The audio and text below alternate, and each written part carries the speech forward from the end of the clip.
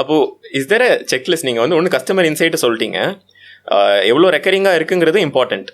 இதை தாண்டி நான் ஒரு ப்ராடக்ட் பண்ணணும் அப்படின்னா வேறு என்னெல்லாம் நான் பார்க்கணும் கன்சியூமர் பிராண்ட் நான் பண்ணணும்னு நினச்சேன்னா?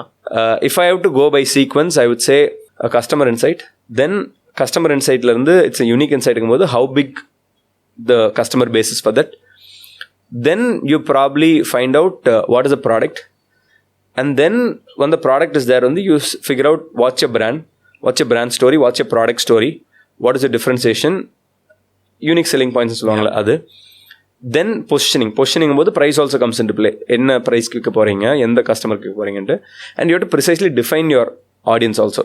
Okay. You can't sell it to anyone. இப்போ இந்த ரூமில் இருக்குன்னா இந்த ரூமில் வந்து நான் protein பவுடரே இருக்குனாலும் I might have to know the lifestyle of each one to actually look at a protein powder.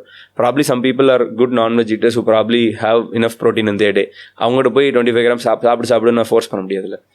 So and ரெண்டாவது, if someone comes from a different ethnic background, they are from North India living in Chennaiனா அவங்கள்ட்ட போய் இல்லை நீங்கள் வத்த குழம்பு வச்சே சாப்பிடணும் அப்படின்னு நான் சொல்ல முடியாதுல்ல. அவங்களோட குக்கிங் பிஹேவியர் இருக்குது. அதில் மேபி நம்ம ஊரில் ரொம்ப நாளாக இருந்தனால சாம்பார் வைப்பாங்களா இருக்கும், சாம்பார் மட்டும் அவங்களுக்கு விற்கிற மாதிரி இருக்கும். ஸோ அந்த அண்டர்ஸ்டாண்டிங்கும் வேணும். So that's the sequence. Then this is your fundamentals. இந்த fundamentals முடிச்சதுக்கப்புறம் பார்த்தீங்கன்னா once your product is out there, the first and foremost thing that you have to focus on is how frequently is someone buying this and consuming this. அந்த inside வந்து you have to start gathering. அது வந்து ஆன்லைனில் வெப்சைட்டில் வைக்கும்போது உங்களுக்கு ரொம்ப சிம்பிளாக ரிப்பீட் ரேட்ஸ்ன்னு கிடைக்கும். அது டிஃப்ரெண்ட் ப்ராடக்ட்ஸ் ரிப்பீட் ஃப்ரீக்வன்சி மாறும். இப்போ ப்ரோட்டீன் பவுடர் கொடுக்குறீங்கன்னா 30 daysக்கான பேக், which means that ஏன் அடுத்த வாரமே வாங்கலன்னு நீங்கள் கேட்கக்கூடாது.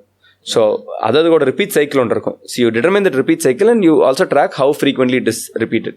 அந்த ரிப்பீட் சைக்கிள்குள்ளே டீசென்ட் ஃப்ரீக்வன்சி உங்களுக்கு ரிப்பீட்ஸ் வருதுன்னா வச்சுக்கோங்க, great. Anything more then 30-40% repeat rate is exceptional. Okay, obviously customers churn. So that is something you have to track. These are your fundamentals. இந்த ரிப்பீட் சார்ட் அவுட் ஆயிடுச்சுன்னா வச்சுக்கோங்க, people usually del, நீ வெப்சைட்டில் போடுற இல்லை, ஆன்லைனில் ஆட் ஸ்பெண்ட் பண்ணுற இல்லை, உன்னோட கஸ்டமர் அக்வசிஷன் காஸ்ட், உன்னோட ரிட்டர்ன் ஆட் ஸ்பெண்ட்லாம் முக்கியம்னு சொல்லுவாங்க. நான் அதை விட இதை ஏன் ஃபஸ்ட்டு சொல்கிறேன்னா, இது எல்லாமே பை ப்ராடக்ட் ஆஃப் திஸ். உனக்கு ரிப்பீட் இவ்வளோ சைக்கிள் இருக்குன்னா, அந்த கஸ்டமர்ஸ் கமிங் பேக் அண்ட் பையிங்னா உங்களோட அந்த கேக்கும் ரிட்டர்ன் ஆட் ஸ்பெண்டும் போக எஃபிஷியன்ட் ஆகிட்டே போகும்.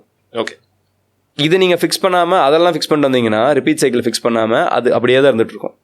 ஓகே, அதெல்லாம் லேட்டர். அதனால தான் in a sequence I'll put repeatability of the product more, then I'll talk about your fundamentals, your unit economics. என்ன, you should be selling it at a decent gross margin. நம்ம 100 ரூபா பொருளை ஒரு 100 ரூபாய்க்கு விற்கிறீங்கன்னா you would probably make 50-60% whatever category gross margin இருக்கும். You probably younger brand, you can slightly higher purchasing the pricing power, you have a certain gross margin. அந்த gross margin குள்ள தான் உங்க எல்லா காஸ்ட்டும் அடக்கும். அந்த காஸ்ட்டில் உங்களோட பொருள் செலவு, லாஜிஸ்டிக் காஸ்ட்டு எல்லாமே. ஃபண்டமெண்டலாக every unit that you sell இருக்குல்ல, you have to build your P&L in a way you make money per every unit that you sell. If you're fundamentally failing there by having a P&L where you're losing money per every unit, na, the more you scale, the more you lose. To give you an example, 100 rupee product, your product cost வந்து ஒரு 35. Then your logistic இதெல்லாம் வந்து உங்களுக்கு வந்து another 20% வருது நீங்கள் ஆன்லைனில் பண்ணுறதுனால. ஸோ விச் இஸ் another 55% வந்துருச்சு. தென் யுவர் மார்க்கெட்டிங் காஸ்ட் வந்து ஒரு 30% வருது, 85 வருது. தென் இந்த பேமெண்ட் கேட்வே அதுன்னு சொல்லிட்டு ஒரு 2-3% வருது. ஸோ 87% வருதுன்னு வைங்க. 13% உங்களுக்கு நிற்கிதுன்னா that's a decent start. For example, இதே இதில் வந்து மார்க்கெட்டிங் 30 இல்லை, மார்க்கெட்டிங் 50 இருக்குது. ஸோ 105% வந்துச்சு ஆல்ரெடி. ப்ளஸ் பேமெண்ட் கேட்லாம் சேர்த்தும் போது 107%. ஸோ 100 ரூபா பொருள் விற்கிறதுக்கு 107 ரூபா செலவு பண்ணிருக்கீங்க. அப்படிங்கும்போது யூர் லூசிங் 7 ரூபா பர் ப்ராடக்ட். நான் multiply it by 1,00,000 units. Okay, you're losing 7 லட்ச ரூபா பர் மந்த். ஆனால் இதுதானே நிறைய ஸ்டார்ட் அப்ஸ் வந்து பண்ணுறாங்க, வேல்யூவேஷன் ஏற்றுறதுக்காக. Different consumer brands are different, service brands are different. Services do it. Zomato மாதிரி சர்வீசஸ் வந்து they can afford to do it. But as a consumer brand it's not advisable to do that. ஏன்னா how much ever இன்னைக்கு வந்து we think that VCs fund growth, they also look at your contribution margin too, which is after this. அங்கே வந்து நீங்கள் fail ஆகிட்டு இருக்க அப்படின்னு தெரிஞ்சுன்னா மேபி சில பேர் சூஸ் பண்ணுவாங்களா இருக்கும், பிகாஸ் கேட்டகரிஸ் இன்ட்ரெஸ்டிங். ப்ரோட்டீனாக வச்சுங்க. ஒரு விதத்தில் பார்த்தீங்கன்னா நம்மளும் ஃபோமோ சொசைட்டிங்க, விசிஸுமே சொல்கிறேன். ஒரு ப்ரோட்டீன் கேட்டகரி, ஸ்நாக் கேட்டகரி இன்ட்ரெஸ்டிங்காக இருக்குன்னா நான் பெட் பண்ணுறேன்னு நினைக்கிறாங்க. ஏன்னா மற்றதெல்லாம் வளருது, நம்மளும் அதில் போகலான்ட்டு. Some are very smart to realize that it will sustain for a while not. See, different VCs have different இது.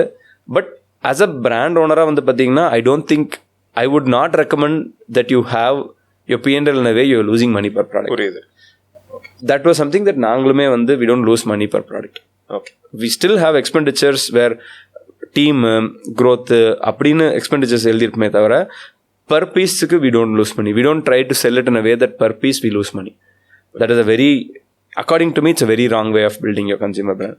Because at some point வந்து you should not be dependent on VC money. Every consumer brand இருக்குல்ல, it's not a unlimited journey of raising money. Services brand அப்படி IPO போன அப்புறம் கூட rice பண்ணுவாங்களா இருக்கலாம். Consumer brand வந்து ஒரு 3 ரவுண்டுக்கு அப்புறம் you stop raising money because your accrual should fuel your growth. Okay. At end of the day இன்றைக்கி மசாலா கம்பெனிலாம் இருக்குது, 30 வருஷம் பில் பண்ணுவாங்க, அவங்களாம் விசி மணியில் ரைஸ் பண்ணுறாங்க, 2000 கோடி ரெவன்யூ பண்ணுறாங்க. Because they're make enough money to put it back on marketing to put it to scale. You will not be continuously raising money. Okay. But when you're starting with your negative per piece, that is a recipe for disaster according to me. So now in the whole sequence you have your P&L sorted. So once your P&L is sorted, then you continue to scale it. That's where your team and all those things comes into play. Which is where those losses can be funded with the capital that you raise. புரியுது. Your product loss shouldn't be funded by the capital you raise. Your growth can be funded by that. நடக்குதா? No. See, I wouldn't say we are also, theoretically நான் சொல்கிறேன், we are also a bit great in all these. No, we have done our fair share of mistakes.